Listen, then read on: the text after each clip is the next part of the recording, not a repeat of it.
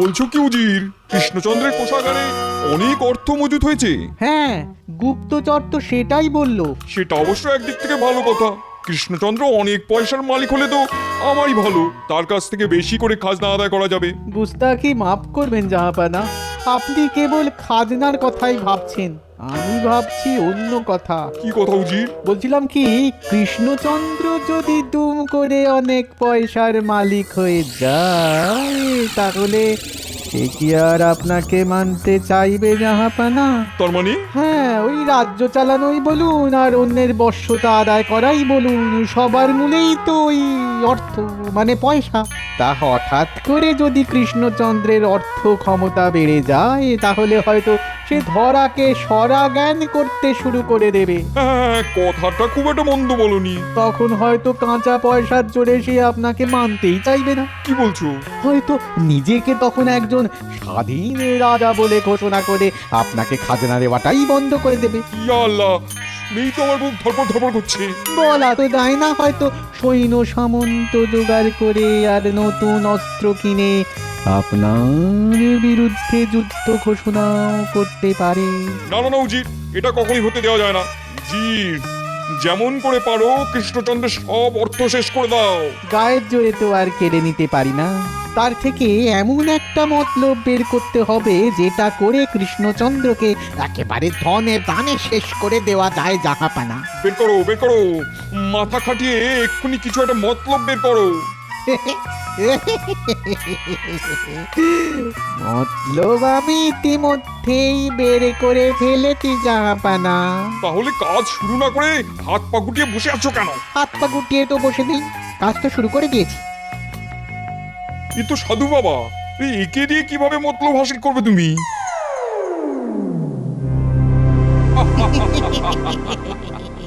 আরে বেড়ে মতলব বার করেছো? হ্যাঁ উজির, তোমার জবাব নেই?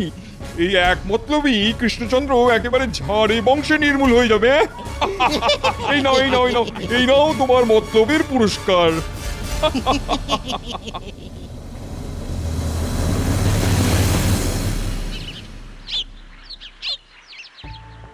আহ, আজকের সকালটা বড় মনোরম। কেমন ফুরফুরে বাতাস। আহ, ও পাখির ডাক।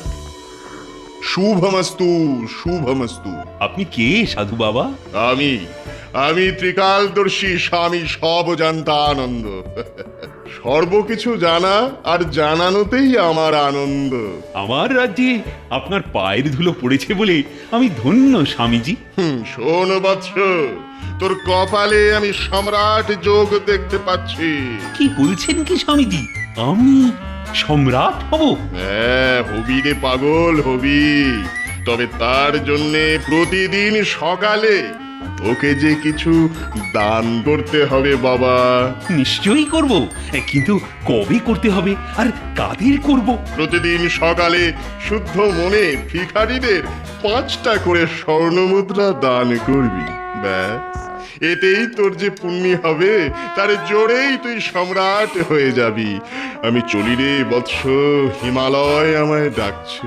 সে কি, এই তো এলেন, এর মধ্যেই চলে যাবেন? হ্যাঁ রে, আমার যে বসার বা সেবা নেওয়ার সময় নেই, কত কাজ আমার। তোর মঙ্গল হোক। শুভমস্তু শুভমস্তু। এ আমি কি শুনলাম? স্বামীজি কি বলে গেলেন? এই, কে আছো? আরে ঢেঁড়াদারকে ডাকো। শোনো শোনো শোনো, মহারাজের ঘোষণা শোনো। গরিব ভিখারিদের জীবনে এ এক দারুণ সুযোগ। কিসের সুযোগ? মেলা ফ্যাচ না করে যা বলছে চুপ করে শোন না। আমাদের মহামান্য মহারাজ এবার থেকে প্রতিদিন সকালবেলায় প্রত্যেক ভিখারিকে 5টি করে স্বর্ণমুদ্রা দান করবেন। শোনো শোনো শোনো শোনো। ওরে বাবারে, কোথায় যাবো রে? রোজ রোজ 5টা করে স্বর্ণ মুদ্রা? তাহলে তো দোকান টোকান তুলে দিয়ে ভিখারি সাজলেই হয়ে গেল। অত সোজা নয় দাদা। হ্যাঁ, একবার ধরা পড়ে গেলে না। কি করে ধরবে? হ্যাঁ, তেমন করে ভিখারি সেজে যদি যাওয়া যায় না, তাহলে মহারাজ কেন, মহারাজের 14 গোষ্ঠীর কেউ চিনতে পারবে না। শোনো শোনো শোনো, মহারাজের ঘোষণা শোনো। জেনে রাখবে, গরিব ভিখারিদের জীবনে এ এক দারুণ সুযোগ। এবার থেকে তাহলে তো গরিবদের খুব মজা, রোজ রোজ 5টা করে সোনার মুদ্রা পাবে। ইস, আমরাও যদি গরিব হতাম। চুপ চুপ, এইসব কথা বলতে নেই। গোপালদা তো জানতে পারলে খুব বকবে কিন্তু।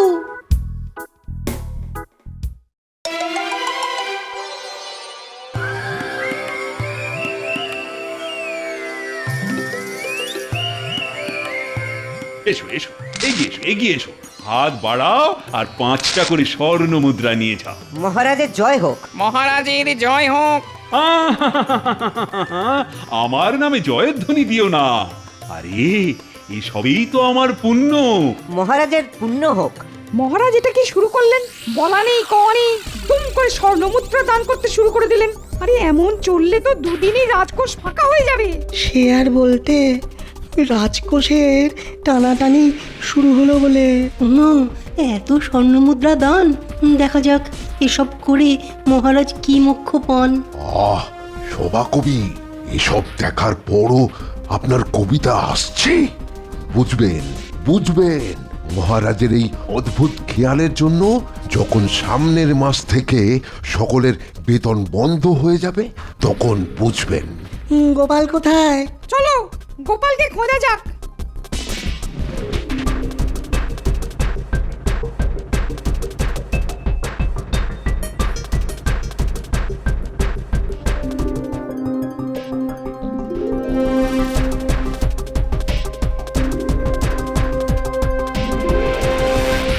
আরে, এ কি দেখছি? মহারাজের চলমান রাজসভা যে একেবারে রাস্তায়।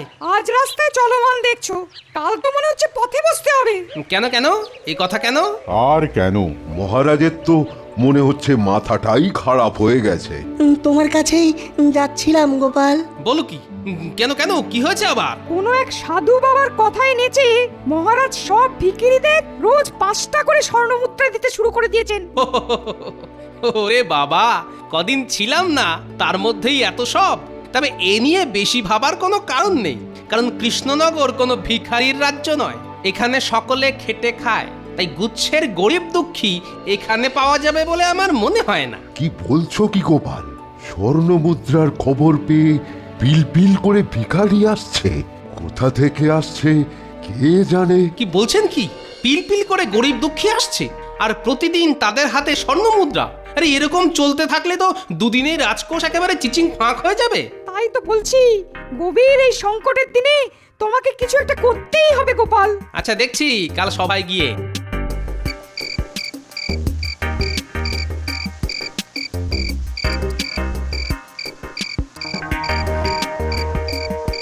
কিরে, ঠিক মতো বখরা করেছিস তো?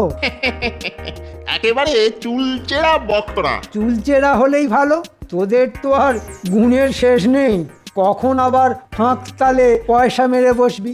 এ মা, ছি ছি ছি ছি ছি ছি, শয়তানিতে আপনি হলেন আমাদের ভগবান। ভগবানকে কি ঠকানো যায়? ঠিক আছে, টাকার থলি রেখে এখন কেটে পড়। ঠিক আছে ঠিক আছে, কাল আবার খুলে বসবো ভিখারির সাজানো কল। দুরাত্মার নানা ছল।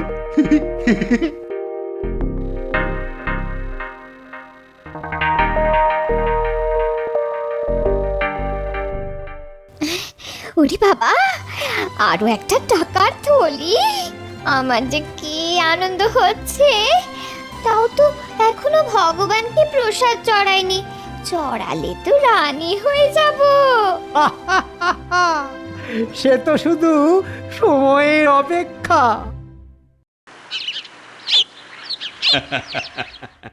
কি গোপাল, বলো, ভালো করিনি? কিন্তু এভাবে হাত খুলে দান ধ্যান চলতে থাকলে পরিণতি কি হবে সেটা একবার ভেবে দেখেছেন কি? আরে বাবা, সম্রাট হলেই তো সব পুষিয়ে যাবে। ঠিক কথা। আমি সব সময় ঠিক কথাই বলি, আপনারাই শুধু ভুল বোঝেন। এতে হাসির কি হলো? এবার আপনারাই বলুন, রোজ স্বর্ণ মুদ্রা দান করে সম্রাট হওয়া ভালো, নাকি সারা জীবন নবাবকে খাজনা গুনে যাওয়া এক সামান্য রাজা হয়ে থাকা? কি উত্তর দিন। ও তাহলে মহারাজের দান ধ্যানের পাগলামির পেছনে এই হলো কারণ। কিন্তু সম্রাট হবার আগেই তো মহারাজ ফতুর হয়ে যাবেন। ও গোপাল, কিছু একটা করে কৃষ্ণনগরকে সর্বনাশের হাত থেকে বাঁচাও। আরে করব কৃষ্ণনগরকে বাঁচাবার কিছু একটা উপায় তো খুঁজে বের করবই। আহ, রাজসভা চলাকালীন কি সব গুজুর গুজুর ফুসুর ফুসুর করছো? কিছু না মহারাজ, আমরা দিব্য দৃষ্টিতে আপনার আগামী দিনের সম্রাট রূপকে দেখছিলাম, হ্যাঁ, আর প্রশংসা করছিলাম। কি বিজ্ঞানী? হ্যাঁ ঠিক ঠিক। জামা ফেরত দিলে 20 টাকা ফেরত পাবে। 100 টাকা জমা আর জামা ফেরত দেবার পর মাত্র 20 টাকা। তার মানে ওই আধ ঘন্টার জন্য ওই জামার ভাড়া 80 টাকা। এটা বড্ড বেশি হয়ে যাচ্ছে না?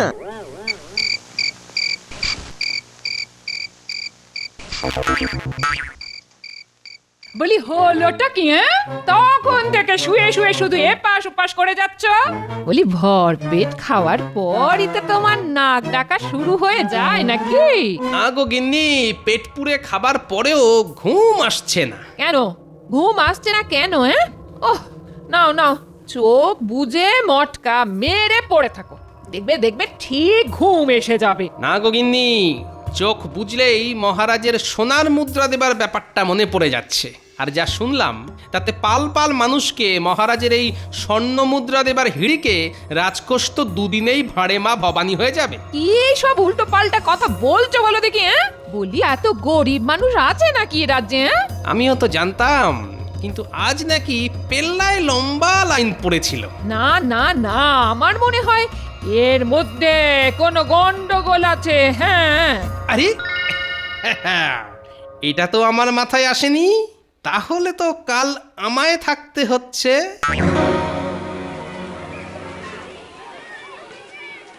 কোন পোশাকটা নেবে তাড়াতাড়ি বলো। আহা, ওই সব থেকে ওই ছেঁড়া আর রং চটা জামাটা দাও। আধ ঘন্টার জন্য দিচ্ছি, দাও 100 টাকা জমা দাও।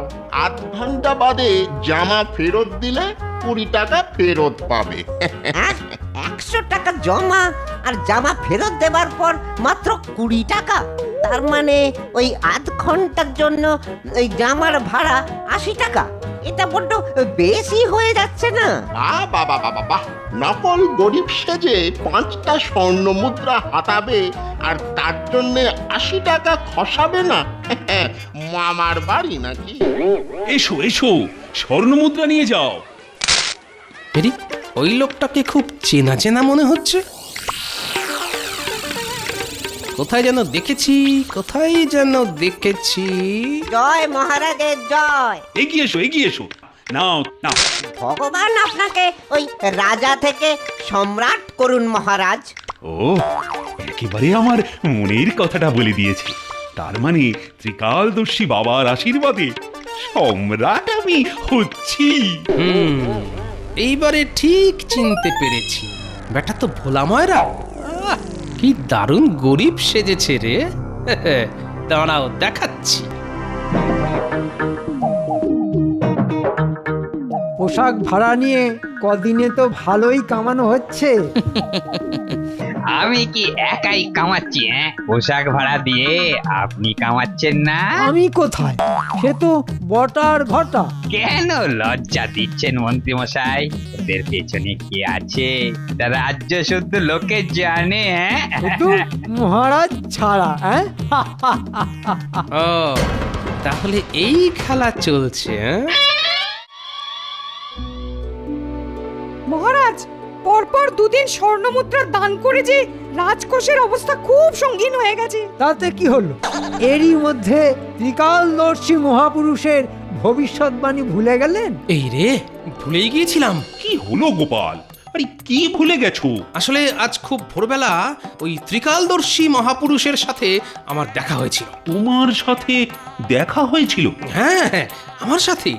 আসলে তিনি আপনার সাথেই দেখা করতে এসেছিলেন, তা আপনি তো তখন ঘুমোচ্ছিলেন, তাই আমাকেই বলে গেলেন। বলো কি গোপাল, তোমায় বলে গেলেন? তা কি বললেন? বললেন যে আগামীকাল খুবই ভালো দিন, তাই কালকেই এক লপ্তে ভিখারিকে 100টি করে মোহর দিয়ে দিলেই আপনার মনস্কামনা পূর্ণ হয়ে যাবে। প্রতিদিন আর এভাবে কষ্ট করতে হবে না। তাহলে এখন কি করব বলো তো গোপাল? কি আবার করবেন? আবার ঢানা পিটিয়ে জানিয়ে দিন কালকেই যেন সমস্ত ভিখারিরা এসে 100টা করে স্বর্ণ মুদ্রা নিয়ে যায়। ওরে বাবা, তার মানে কালকেই খেল খতম হবে আর 100টা করে স্বর্ণ মুদ্রা। এবার তাহলে তো আমাকেও সাঙ্গপাঙ্গ সমেত ভিখিরি সাজতে হবে। তাহলে মন্ত্রী, আরে ঢেঁড়াদারকে খবর পাঠাও জলদি। হ্যাঁ মহারাজ, এই যাচ্ছি। কি বলছো কি উজির? কৃষ্ণচন্দ্র কালকে সবাইকে 100 মোহর করে দেবে? গুপ্তচর তো সেটাই বললো জাহাপানা। ইয়া আল্লাহ! তাহলে তো কালকেই একবারে ফুতুর হয়ে যাবে। ঠিক জাহাপানা, ঠিক। তাই কালকেই কৃষ্ণচন্দ্রকে একেবারে ধনে প্রাণে শেষ করে দেওয়া যায়। আরে তাহলে কাজ শুরু না করে হাত পা গুটিয়ে বসে আছো কেন? হাত পা গুটিয়ে তো আর বসে নেই, আপনার অনুমতির অপেক্ষায় আছি। তাহলে কালকেই পাঠাও চিঠি, হ্যাঁ?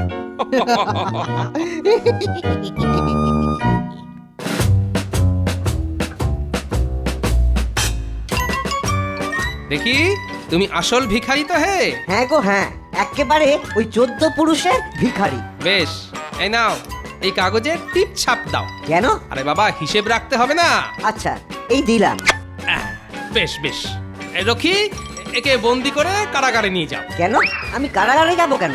আমার মোহর কোথায়? আগে তোমার 14 পুরুষের খোঁজ করে দেখি কে কে ভিখারি ছিল, তারপরে তো মোহর। হ্যাঁ, যাও বাবু, কারাগারে যাও। নাও টিপ ছাপ দাও দেখি। এই যে।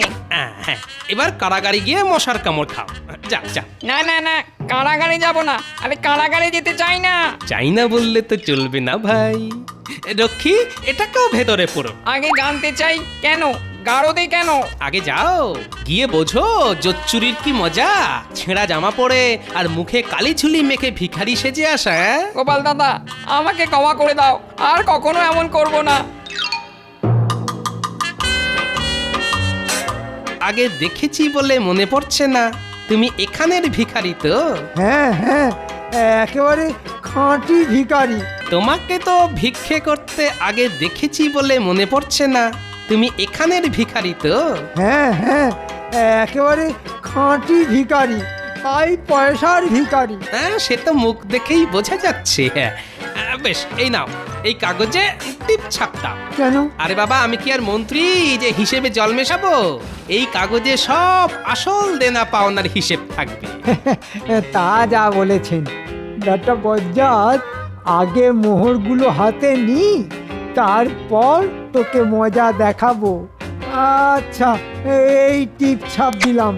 বেশ বেশ বেশ, রক্ষী, একে বন্দি করে কারাগারে নিয়ে যাও। কেন? আমি কারাগারে যাব কেন? আমার মোহর কোথায়? মোহর তৈরি হচ্ছে, তৈরি হচ্ছে মোহর। ততক্ষণ কারাগারে অপেক্ষা করো। নিয়ে যাও এটাকে। ওরে বাবা, ছেড়ে দে, আমাকে ছেড়ে দে রে, আমাকে ছেড়ে দে। ওরে, আর কেউ বাইরে আছে নাকি? কি হলো গোপাল, সবাইকে দান করা হলো তো? হ্যাঁ মহারাজ, আর কোষাগারও ফাঁকা। মানে? আগে সমস্ত ভিখারিকে 100 করে মোহর দিলে তো রাজকোষ ফাঁকা হবেই মহারাজ।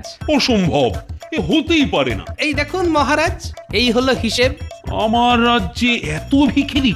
ঠিক আছে, 2 দিন পরেই তো সম্রাট হব, তখন তো আর পয়সার অভাব থাকবে না। আমি সেই খবরের অপেক্ষাতেই আছি মহারাজ। মহারাজের জয় হোক, আপনাকে নবাব জরুরি পত্র পাঠিয়েছেন। দেখি দেখি।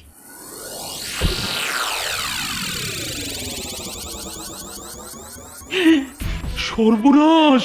কি হলো মহারাজ? নবাব আজকেই আগাম খাজনা হিসেবে 10,000 মোহর চেয়েছেন, না হলে যে গর্দান যাবে। তাহলে তো গর্দানই গেল।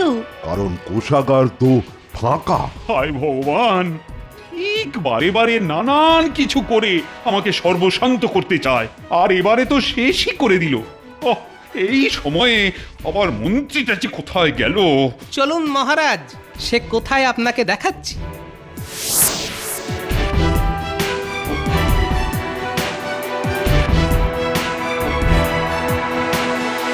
ওই দেখুন মহারাজ, আপনার ভিখারির দল। এ কি? এ তো মন্ত্রী, ভোলা ময়রা, দোকানি, এরাই ভিখারি। ওরাই ভিখারি সেজে দুদিন আপনাকে ঠকিয়েছে মহারাজ, আর তাই ওদের ওখানে পুরেছি। কিন্তু আমার মোহর? কিচ্ছু নষ্ট হয়নি মহারাজ, সবই কোষাগারে আছে। আর ওদের থেকে দলিলে টিপসই লাগিয়ে ওদের সব সম্পত্তি রাজ্যের নামে করে ওদের সত্যি সত্যি ভিখারি বানিয়ে দিয়েছি। ক্ষমা করুন মহারাজ, ক্ষমা করুন, আমাদের ক্ষমা করুন। আমাদের ছেড়ে দিন মহারাজ, ছেড়ে দিন। আমাদের ছেড়ে দিন। হায় হায় হায় হায় হায় হায়, এবারও গোপালের বুদ্ধির জোরে কৃষ্ণচন্দ্র ঠিক পাকাল মাছের মতন বেরিয়ে গেল। ওর টিকিটিও ছুতে পারলাম না। চিন্তা করবেন না জাহাপানা, চিন্তা করবেন না, আমি তো আছি। এবার এবার এমন একটা চাল চালবো না, গোপালের একেবারে 14 পুরুষও চাল কেটে বেরোতে পারবে না। নিকুচি করেছে তোমার চালের আহম্মক। তোমার চাল মানেই তো বেচাল, তোমার গর্দান নেব আজ। মাফ করে দিন, মাফ করে দিন জাহাপানা, মাফ করে দিন। গর্দান গেলে আমি অক্কা পাবো, তুমি গোল্লায় যাও। অক্কারে আমার দেখা হবে না। মাফ করে দিন, মাফ করে দিন।